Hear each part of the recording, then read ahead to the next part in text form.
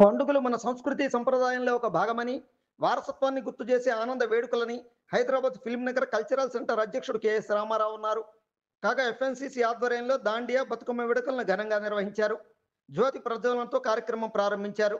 ఈ సందర్భంగా FNCC president K S Ramarao మాట్లాడుతూ, దేవీ నవరాత్రి ఉత్సవాల సందర్భంగా తెలంగాణ రాష్ట్ర పండుగైన బతుకమ్మ, అలాగే దేశంలో అత్యంత ప్రాచుర్యం ఉన్న దాండియాల్లో యువతీ యువకులు ఉత్సాహంగా పాల్గొంటారని, అందుకే ఈ రెండు వేడుకలను ఏర్పాటు చేశామన్నారు.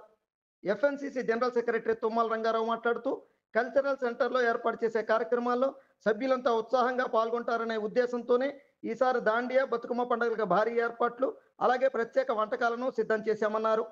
ఎఫ్ఎన్సీసీ ట్రెజరర్ శైలజ మాట్లాడుతూ, మహిళలు పిల్లలు దాండియా బతుకమ్మలను కన్నుల పండుగగా ఆడారన్నారు. ఇలాంటి వేడుకలను కల్చరల్ సెంటర్లో తరచూ ఏర్పాటు చేస్తామన్నారు.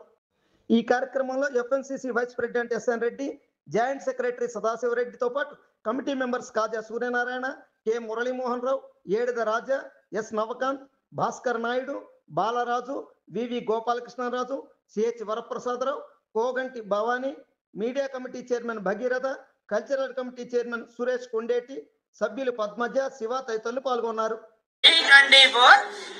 న్యూస్ ఛానల్ అందరూ చూడండి, లైక్ చేయండి, షేర్ చేయండి, సబ్స్క్రైబ్ చేయడం మర్చిపోకండి.